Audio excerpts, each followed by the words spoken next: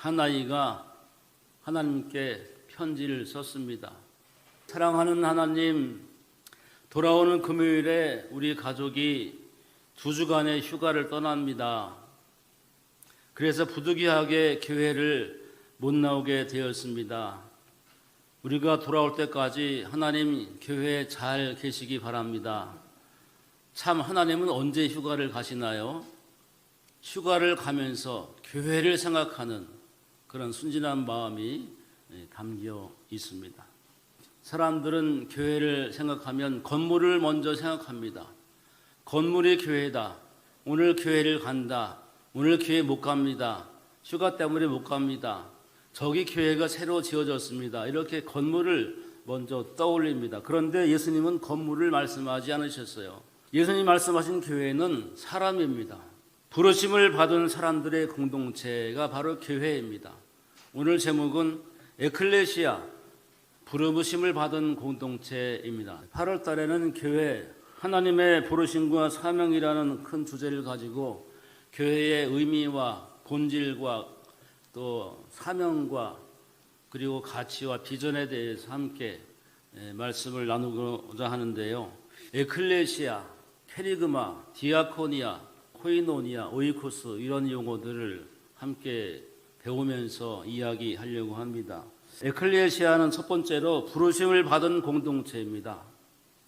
부르심을 받은 공동체. 오늘 본문 마태복음 16장은 예수님께서 빌립보 가이사랴에 가셨을 때 제자들에게 아주 난해하고 어려운 질문을 던지셨어요. 사람들이 나를 누구라 하느냐? 더러는 엘리야, 예레미야, 선지자라고 합니다. 그러면 너희는 나를 누구라고 하느냐? 그때 사도 베드로가 아주 놀라운 답변을 내놓았습니다. 주는 그리스도시요 살아계신 하나님의 아들이시니이다. 예수님이 그 말을 듣고 깜짝 놀라셨어요. 말씀하시기를 바요나 시모나 내가 복이 있도다. 이것을 내게 알게 한 이는 혈육이 아니요 하늘에 계신 내 아버지시니라 하시면서 내가 이 반석 위에 내 교회를 세우리라 라고 말씀하셨어요. 여러분, 이 반석 위에 내 교회를 세우리라. 여기 반석이 무엇일까요? 반석을 어떤 분들은 해석하기를 베드로다, 베드로 자신이다 라고 말하는 분도 있어요. 왜냐하면 베드로가 페트라스거든요. 그리고 반석은 페트라예요. 페트로스, 페트라. 어원이 비슷하니까 바로 반석은 베드로다. 이렇게들 이해를 하신 분 계신데 보편적으로 베드로가 고백한 것은 주는 그리스도시요 살아계신 하나님의 아들이십니다 라는 그 고백, 그 믿음 위에 내 교회를 세우시겠다 이렇게 말씀하신 것입니다. 베드로가 고백한 예수님은 누구시냐? 예수님은 그리스도, 우리를 위해서 오신 메시아, 구원자시요 하나님의 아들이십니다. 이 고백 위에 하나님의 교회, 예수님께서 세우신 교회를 말씀하시는 겁니다. 여기에 교회가 바로 에클레시아입니다. 주님께서 내 교회를 세우시겠다. 그 교회가 에클레시아입니다. 다 같이 에클레시아. 이것은 밖으로 또는 무엇으로부터 라는 뜻의 에크와 불러내다, 부름받다 하는 뜻의 클레시아, 에크와 클레시아 이 두 말이 합쳐져서 에클레시아가 된 것입니다. 부름을 받은 예수 그리스도의 교회로서 세상으로부터 부르심을 받은 그러한 사람들의 공동체라는 뜻이 담겨 있는 것입니다. 그렇게 세워지는 교회, 주님의 몸된 교회는 음부의 권세가 이기지 못하리라 하셨습니다. 사탄의 권세가 이기지 못하는 교회입니다. 우리는 주님의 교회로 부르심을 받았으니 우리 교회가 바로 그러한 능력의 공동체인 줄로 믿으시기를 축원합니다. 여러분이 바로 교회요, 여러분이 바로 에클레시아이니 세상을 이기고 혼란을 이기고 죽음을 이기고 승리하는 공동체 교회가 되시기를 주님의 이름으로 축원합니다. 악에게 지지 마시고 세상에 지지 마시고 세상에 대하여 악에 대하여 죄에 대하여 승리하는 교회가 되시기를 주님의 이름으로 축복합니다. 구약 성경에는 카할이란 말이 있어요. 히브리 말로. 구약 성경은 히브리어로 기록됐고 신약은 헬라 말로 기록되었어요. 그런데 구약에 카할이란 말이 있는데 하나님께서 애굽 땅으로부터 이스라엘 백성들을 불러내시고 시내산에서 언약을 함께 맺으셨잖아요. 그때 거기서 나오는 말씀이 총회의 날이라고 했어요. 다 같이 한번 신명기 9장 10절 말씀 읽어보겠습니다. 여호와께서 돌판 둘을 내게 주셨는데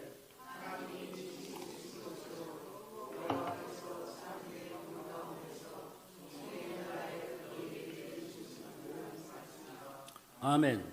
여기에 히브리어로 기록된 성경을 헬라어로 번역할 때 여기 나오는 총회란 말이 카할인데요. 이것을 에클레시아로 번역한 것입니다. 구약에 나오는 카할, 이것이 신약에서는 에클레시아가 되었다는 말입니다.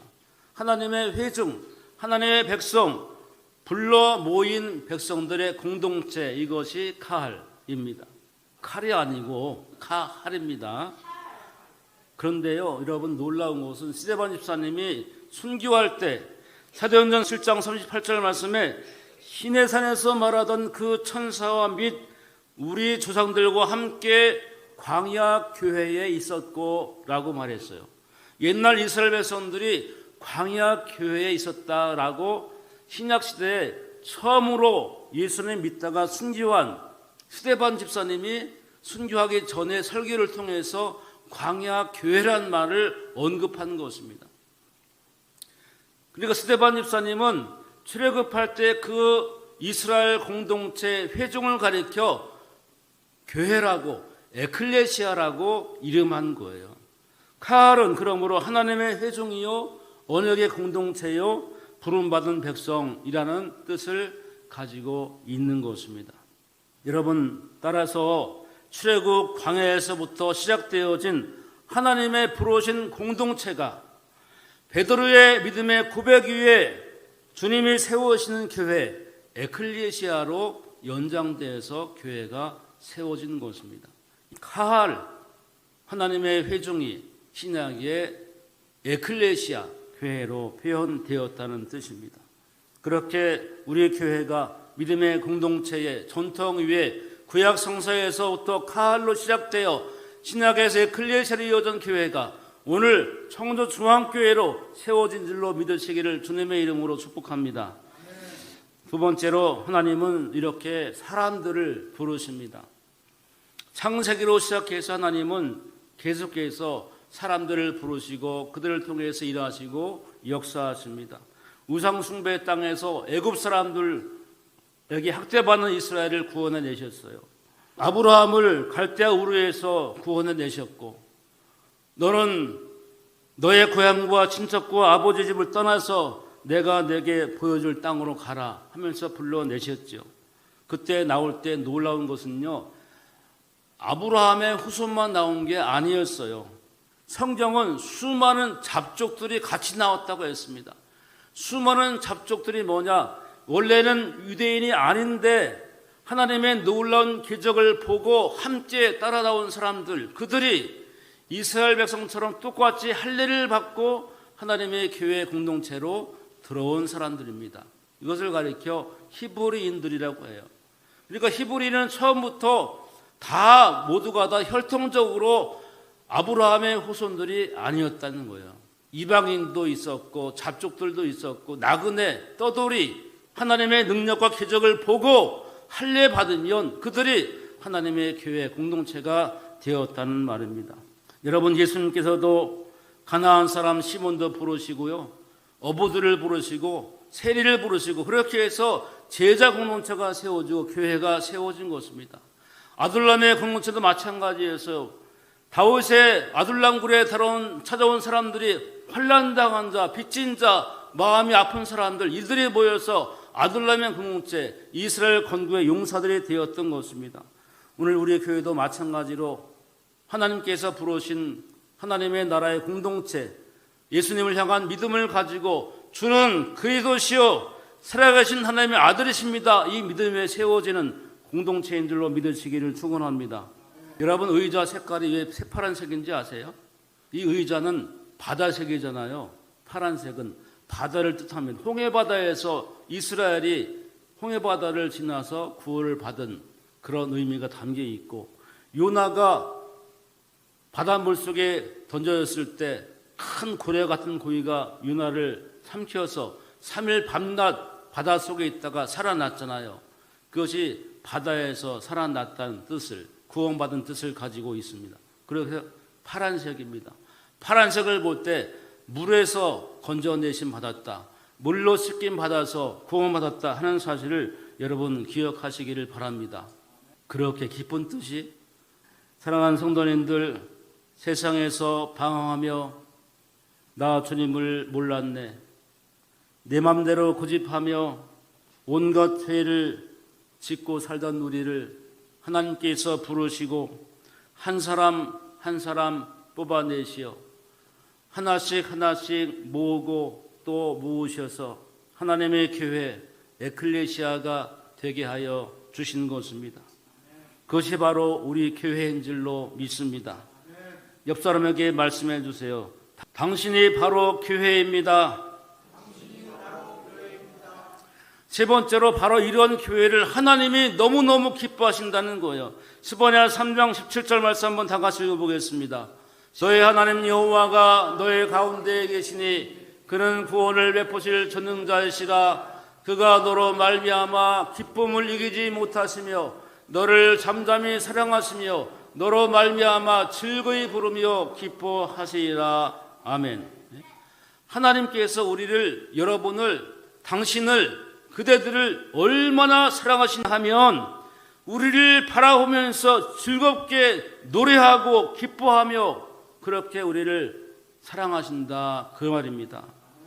아멘입니까? 노멘입니까? 요즘에 친구나 지인들 중에 손자, 손녀를 본 사람들이 있거든요. 만나면 핸드폰으로 이렇게 보여주면서 이쁘냐고, 이쁘다고, 귀엽다고, 잘생겼다고. 내가 보기엔 그저 그런데 이쁘다는 거예요. 나도 나중에 손자를 보면 저렇게 할까? 10,000원씩 내고 자랑하려면. 여러분, 하나님께서 여러분을 바라보실 때 할아버지가 손자, 손녀를 바라보는 그런 깊은 사랑과 기쁨으로 바라보신다, 그 말입니다. 하나님이 오늘도 이렇게 예배한 여러분을 바라보실 때 큰 기쁨과 사랑으로 바라보신 줄을 믿으시기를 축원합니다. 그 사랑 안에 머물며 그 사랑 안에 거하는 거룩한 백성들이 되시기를 축원합니다. 여러분, 하나님이 기뻐하는 사람인 줄로 믿습니까? 하나님이 사랑하시는 사람인 줄로 믿습니까? 다 같이 한번 고백해 보겠습니다. 나에게는 하나님의 DNA가 있습니다. 나는 하나님이 사랑하는 자녀이며 기뻐하시는 사람입니다. 내 안에 성령님이 계시니 나의 생각과 마음과 삶의 모든 것이 변화되고 잘 될 것입니다. 할렐루야. 여러분, 그렇게 되시기를 주님의 이름으로 축복합니다. 아멘 하시면은 더블로 잘 될지어다. 마지막으로 부르심에는 뜻이 있고 목적이 있습니다.